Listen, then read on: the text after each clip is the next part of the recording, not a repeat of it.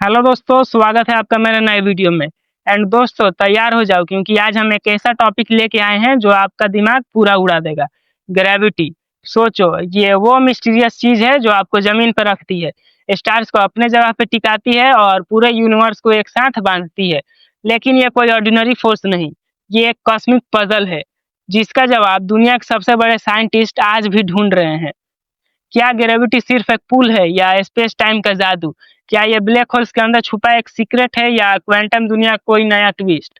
दोस्तों, अगर आप ये वीडियो नहीं देखते तो शायद आप यूनिवर्स के सबसे बड़े राज से हमेशा अनजान रह जाएंगे। हम शुरू करेंगे न्यूटन के शेप से, जाएंगे आइंस्टाइन के स्पेस टाइम के कर्वेचर्स तक, और फिर एक्सप्लोर करेंगे ऐसे नए आइडियाज जो आपको सोचने पे मजबूर कर देंगे। ये लगभग 10 मिनट का एडवेंचर आपकी सोच बदल सकता है। तो अभी अपना फोकस यहाँ रखो क्योंकि ये जर्नी मिस करना आप अफोर्ड नहीं कर सकते। चलो ग्रेविटी के इस माइंड ब्लोइंग मिस्ट्री को एक साथ खोलते हैं। चलो शुरू करते हैं हिस्ट्री से। बात है 17वीं सेंचुरी की, जब सर आइजैक न्यूटन एक पेड़ के नीचे बैठे हुए थे। एक सेब गिरता है, कुछ कहते हैं उनके सर पे लगा, कुछ कहते हैं बस जमीन पे गिरा। सच क्या है ये तो कोई नहीं जानता, लेकिन इस मोमेंट ने न्यूटन को एक बड़ा सवाल दिया। हर चीज जमीन की तरफ आखिर क्यों गिरती है? और इस सोच ने उन्हें एक रिवोल्यूशनरी आइडिया दिया, law of universal gravitation. Newton ने कहा कि हर दो ऑब्जेक्ट्स जो मास रखते हैं वो एक दूसरे को अट्रैक्ट करते हैं। ये अट्रैक्शन डिपेंड करता है उनके मास पे और उनके बीच के डिस्टेंस पे। फार्मूला याद है, F is equal to G m1 m2 upon r square. ये छोटा सा इक्वेशन था लेकिन इसने दुनिया बदल दी। इसने बताया कि प्लेनेट सूरज के अराउंड क्यों घूमते हैं, चांद जमीन के अराउंड क्यों टिका है और हम स्पेस में क्यों नहीं उड़ रहे। सोचो, दो बड़े पत्थर हैं, एक बड़ा एक छोटा। जितना बड़ा पत्थर उतनी ज्यादा पुलिंग पावर, और अगर वो दूर है तो पुल कम हो जाता है। यह लॉ ने ना सिर्फ प्लेनेटरी ऑर्बिट्स एक्सप्लेन किए बल्कि टाइड्स, कॉमेट्स और स्पेस मिशंस के कैलकुलेशंस भी पॉसिबल किए। लेकिन एक प्रॉब्लम थी। न्यूटन का लॉ कहता था कि यह अट्रैक्शन इंस्टेंटली होता है, चाहे ऑब्जेक्ट्स कितने भी दूर क्यों ना हो। मतलब अगर सूरज एक सेकंड के लिए गायब हो जाए तो जमीन को तुरंत पता चल जाए। ये एक्शन एट अ डिस्टेंस थोड़ा स्ट्रेंज था। न्यूटन खुद ये नहीं समझा पाए कि ये कैसे होता है। उन्होंने बस कहा ये होता है, कैसे मुझे नहीं पता। एंड एक और इशू, न्यूटन का लॉ से मर्क्यूरी प्लैनेट का ऑर्बिट थोड़ा सा गलत प्रेडिक्ट होता था। अब आते हैं 20वीं सेंचुरी पे, जहां अल्बर्ट आइंस्टाइन ने ग्रेविटी को एक नया रूप दिया। न्यूटन के टाइम में ग्रेविटी एक फोर्स थी, लेकिन आइंस्टाइन ने कहा यह कोई फोर्स नहीं, ये स्पेस टाइम का खेल है। उनकी थ्योरी थी जनरल रिलेटिविटी, और ये एक गेम चेंजर थी। तो ये स्पेस टाइम आखिर है क्या? सोचो, स्पेस और टाइम एक बड़ा स्ट्रेची फैब्रिक है, जैसे एक रबर का चादर। जब कोई हैवी ऑब्जेक्ट जैसे सूरज या जमीन इस चादर पर बैठते हैं तो वो उसे कर्व कर देते हैं, और ये कर्वेचर ही ग्रेविटी का असली रूप है। एक ट्रैम्पोलिन पे एक भारी ऑब्जेक्ट रखो, वो सेंटर में डिप बना देता है, राइट?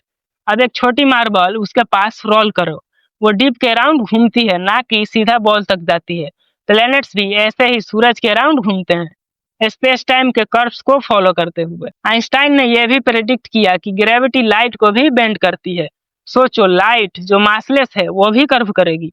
ये आइडिया 1919 में प्रूव हुआ, जब सोलर एक्लिप्स के टाइम साइंटिस्ट ने देखा कि दूर के स्टार्स की लाइट सूरज के पास से बेंड हो रही थी। ये था आइंस्टाइन का सुपरस्टार मूवमेंट। एंड एक और माइंड ब्लोइंग चीज, ग्रेविटी टाइम को भी अफेक्ट करती है। जहाँ ग्रेविटी स्ट्रांग होती है वहाँ टाइम स्लो चलता है। इसे कहते हैं gravitational time dilation. Black holes के पास तो टाइम ऑलमोस्ट रुक जाता है। ये वजह है कि जीपीएस सैटेलाइट्स अपना टाइम एडजस्ट करते रहते हैं, वरना हमें रॉन्ग डायरेक्शंस मिलते हैं। एक और कूल फैक्ट, जब आप फ्री फॉल में हो, जैसे स्काई डाइविंग कर रहे हो, तो आपको ग्रेविटी फील नहीं होती, आप वेटलेस फील करते हो, जैसे एस्ट्रोनॉट्स स्पेस में। आइंस्टाइन ने इसे इक्विवेलेंस प्रिंसिपल कहा। ग्रेविटी और एक्सेलरेशन एक ही चीज है, तो ग्रेविटी एक्चुअली स्पेस टाइम का ज्योमेट्री है, ना कि कोई ट्रेडिशनल फोर्स। अब चलो ग्रेविटी के सबसे एक्सट्रीम वर्जन पे, ब्लैक होल्स। जब एक मासिव स्टार अपनी लाइफ के एंड पे होता है तो वो अपने आप में कोलैप्स हो जाता है। ग्रेविटी इतनी इंटेंस हो जाती है कि स्पेस टाइम में एक गहरा गड्ढा बन जाता है, जहां से कुछ भी एस्केप नहीं कर सकता, लाइट भी नहीं। इसीलिए इसे ब्लैक होल कहते हैं। ब्लैक होल के सेंटर में होती है सिंगुलैरिटी, एक ऐसा पॉइंट जहां डेंसिटी इनफाइनाइट हो जाती है और स्पेस टाइम का कर्व भी इनफाइनाइट। यहाँ पे जनरल रिलेटिविटी के सारे लॉज टूट जाते हैं क्योंकि इनफाइनाइट वैल्यूज फिजिकली पॉसिबल नहीं होते। अगर कोई स्पेसशिप ब्लैक होल में गिर जाए तो क्या होगा? थ्योरी के अकॉर्डिंग वो सिंगुलैरिटी तक जाती है, लेकिन उसके बाद क्या? टाइम रुक जाता है या शायद कोई और डायमेंशन खुल जाती है। ये एक बड़ा अनसॉल्व मिस्ट्री। और एक इंटरेस्टिंग चीज, ब्लैक होल के बाउंड्री को कहते हैं इवेंट होराइजन। एक बार कोई चीज इस लाइन को क्रॉस कर ले तो वापस नहीं आ सकती, चाहे वो लाइट ही क्यों ना हो। ये जगह ग्रेविटी का अल्टीमेट प्लेग्राउंड है जहाँ रियलिटी ही बेंड हो जाती है। अब हम छोटे स्केल पे आते हैं, क्वांटम मैकेनिक्स की दुनिया में। ये थ्योरी एटम्स और सब एटॉमिक पार्टिकल्स को एक्सप्लेन करती है, उन चीजों को जो यूनिवर्स के बिल्डिंग ब्लॉक्स हैं। क्वांटम मैकेनिक्स के अकॉर्डिंग हर फोर्स एक पार्टिकल से आती है। लाइट के लिए फोटॉन्स, न्यूक्लियर फोर्सेस के लिए ग्लूऑन्स, तो ग्रेविटी के लिए भी तो कुछ होना चाहिए, जिसे कहते हैं ग्रेविटॉन।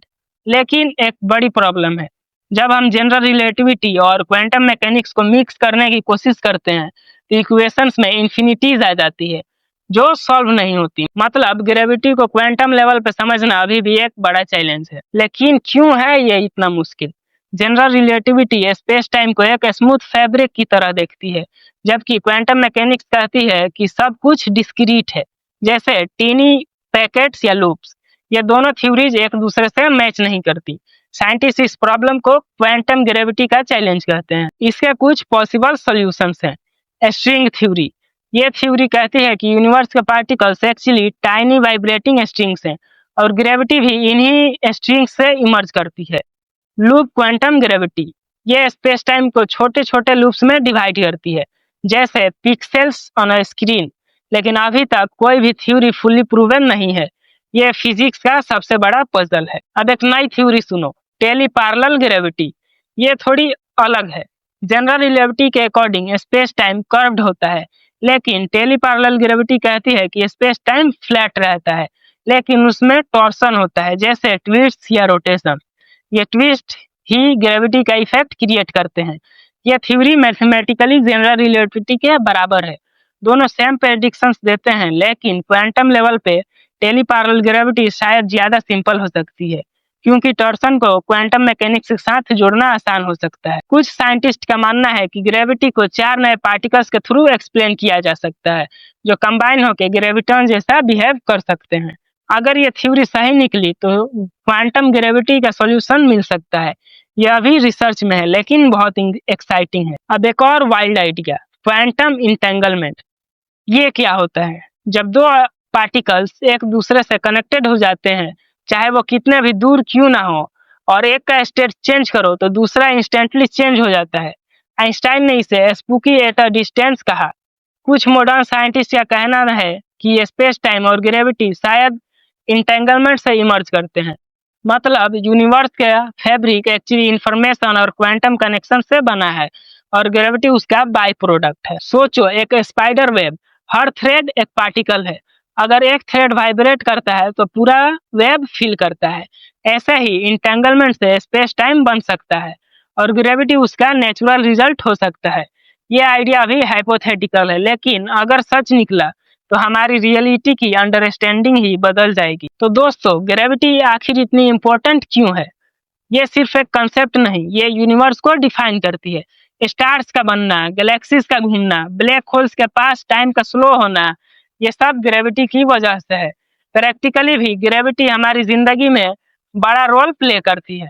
जीपीएस सिस्टम से लेके स्पेस मिशंस तक ग्रेविटी के लॉज के बिना ये सब पॉसिबल नहीं होता। और अगर हम ग्रेविटी को फुल्ली समझ लेते हैं तो फ्यूचर में क्या क्या हो सकता है, शायद एंटी ग्रेविटी मशीन्स या फास्टर देन लाइट ट्रेवल। अभी ये स्काई-फाई लगता है, लेकिन कौन जानता है। सबसे बड़ी बात, ग्रेविटी हमें बड़े सवालों के जवाब ढूंढने में हेल्प करती है। हम कहाँ से आए, बिग बैंग क्या था, ब्लैक होल्स के अंदर क्या है, ये सब मिस्ट्रीज ग्रेविटी में छुपी हो सकती हैं। तो दोस्तों, ये थी ग्रेविटी की पूरी कहानी, न्यूटन के शेप से शुरू होकर आइंस्टाइन के स्पेस टाइम तक, और फिर मॉडर्न थ्योरीज जैसे टेली पैरेलल ग्रेविटी और क्वांटम इंटेंगलमेंट तक। हमने देखा कि ग्रेविटी एक फोर्स से ज्यादा है, ये स्पेस टाइम का कर्व है, शायद क्वांटम कनेक्शंस का रिजल्ट है, और अभी भी एक बड़ा मिस्ट्री है। आपको क्या लगता है, ग्रेविटी का असली राज क्या है? क्या हम कभी इसे फुल्ली समझ पाएंगे? कमेंट्स में अपने थॉट्स जरूर बताएं। और अगर यह वीडियो आपको पसंद आई तो लाइक करना, शेयर करना और सब्सक्राइब करना ना भूलें। मिलते हैं अगले वीडियो में, तब तक keep exploring and keep wondering.